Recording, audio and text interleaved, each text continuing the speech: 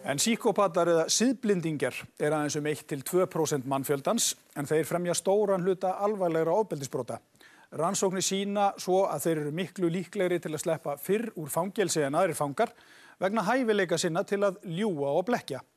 Siðblindingjum stendur á sama alla nema sjálfa sig og engin meðferð hefur dugað hingað til að fá þá til að bæta ráð sitt. Sálfræðingurinn og lögreglumaðurinn Dr. Matthew Logan hélt námskeið siðblindu á læknadögum á föstudaginn. Og hvernig hægt að þekkja hana, hvaða áhrif hefur hún á samfélagið og hvernig sé hægt að bregðast við til að draga úr skaðunum sem hún veldur. En hann bendir á að siðblindingar séu alls ekki allir glæpamenn, margir þeirra hafi til dæmis gert það gott í viðskiptalífinu í gegnum tíðina. Þóra Arnórsdóttir hitti Logan og spurði hann fyrst hvort vestrænt samfélag ýtti undir eða hampaði ákveðnum einkennum siðblindu. I think society has always, through history, has always admired some of the characteristics of the psychopath. I imagine that some of the greatest warriors of all time, Genghis Khan, for instance, was psychopathic just from the reading I've done.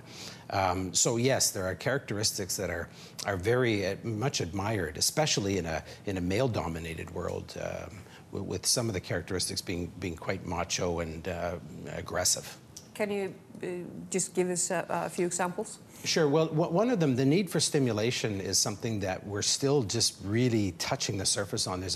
With the psychopath, there's a very high need for stimulation and a real proneness to boredom. So they're very action-oriented. You know, when you ask a psychopath when you're interviewing them, what do you do on your off time? Like when you're not working, what would you like to do? And typically the psychopath wants to race motorcycles, jump out of airplanes, do things that are very stimulating, exciting. It's why a lot of them actually have some drug use problems too, because that stimulation from heroin, cocaine, methamphetamines also plays a part. But how big a problem are psychopaths in, you might say, the Western society where the most research has been done? Well, I rolled it out to law enforcement about 10 years ago, and we're still doing that, criminal justice and law enforcement, because we're finding out that 4 to 5% of the criminals are committing 40 to 45% of the violent crime. And that's not even touching general crime. But the violent crime, very, very high percentage created by a very small number of people, and those are the psychopaths. So it's a very clearly a law enforcement issue, a criminal justice issue. The more we know about them, the more we can target them. And my role really has been to say, let's if we want to reduce crime, let's focus on the 5%ers. Let's focus on the ones that are committing most of the crime and are making more victims in our society. But then it turns out in Canada, where research was done, that they're 2.5 times more likely to get out of prison faster than other prisoners. Why is that? It's because of their glib and superficial charm and their conning and manipulation. Those are two of the factors that we actually rate for psychopathy. That glib and superficial charm and that ability to con and manipulate. They can manipulate police officers, psychologists, National Parole Board. They're amazing at their ability to con and manipulate. What makes a psychopath? Why do people grow up without a conscience, if you might say so? Yeah, there's been a lot of research. There's over 1,200 research projects that have been created on psychopathy. What we're finding more recently is that there are brain abnormalities. There are hardwiring differences. When this first began, there was a feeling that it was more nurture, the way you were raised, than it was nature. But now, because of MRI studies, the ability to actually put the psychopath on an MRI and watch the brain, the responses in the brain to certain stimuli, we now know that there are actually some neurological differences in the psychopathic brain. But is it a combination of both? Yes, it is. Yes, it's a combination. So I would suggest that it looks like this: that there has to be the brain abnormality and then the nurture. That when you have that combination of the predisposition plus the nurture, the environment that maybe a person is neglected, rejected, abandoned, socially isolated in childhood and adolescence, that just continues to play a part in developing the psychopath. But then there's the question of treatment. Is there any treatment that works? Can you be a psychopath and then not be it? Like, is it possible to install a conscience? Well, treatment to this point is not looking very good, and there have been a number of good attempts to treat psychopaths, and there are people that say we can treat psychopaths, and I keep saying, show me the evidence. And I've been involved in treatment of offenders that are psychopathic, and I personally haven't seen any advancement. I'm not saying we can't treat them. I'm saying we haven't really found a good treatment modality. There are things that are better than others. Not trying to treat them through emotional content.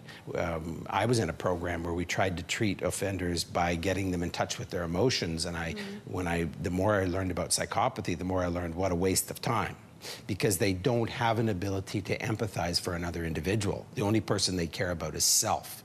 So we have to develop treatment that actually focuses on what's the best thing for you, rather than what's the best thing for society. But how many individuals are psychopaths? I mean, we always see the movies where there's a psychopath and that's the excuse for, or the explanation for all kind of strange behavior. But how many are they really? Well, the research tells us that there's about 1% of the general population. So 1 in 100 people would be psychopathic. In criminal populations, we would expect maybe 50, 80% to be psychopathic. In actual fact, it's about 20 to 25% of a jail population that are psychopathic. So a lot of psychopaths aren't in jail. A lot of them are walking the street. A lot of them are in relationship with someone you know. And when I tell cops to, how to look for psychopaths that maybe don't have a lot of criminal versatility, they're not in jail, they're out in the street, some of the things we look for are this multiple chaotic relationship, because they grind people to powder and they ship them out like yesterday's garbage. And so the person who just is so self-centered, not caring about anybody but themselves, and willing to just ditch somebody to grab somebody else that comes along that looks a little bit better, that is an indicator that this might be a psychopathic individual. But they actually can function in the society as decent citizens. Oh my goodness, and that's the difference between antisocial personality disorder and psychopathy. Is the antisocial personality disorder, you can actually see them, you can smell them sometimes, I mean, they're pretty, they're out there, and you can tell who they are. The psychopath is a chameleon. They can fit into any part of society, and some of them are in charge of corporations. But there's nothing you can do about that, is it? Well, I think we can. It's coming at us. We're developing a B scan. Dr.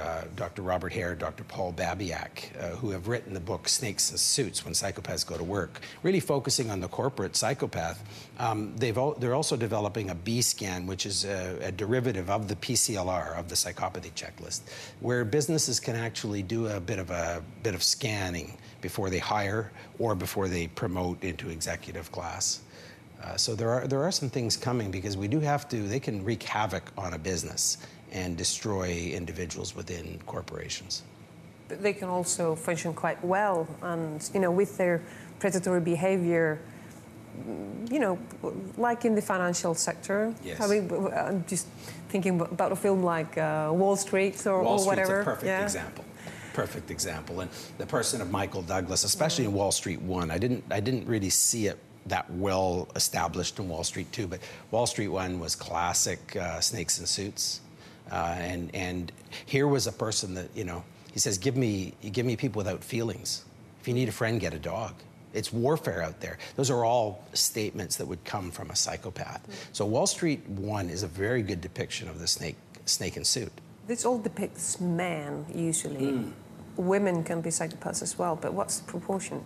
Do you know that? Yes, I do. When we first started, we were talking about maybe 97% male and 3% female in terms of psychopath.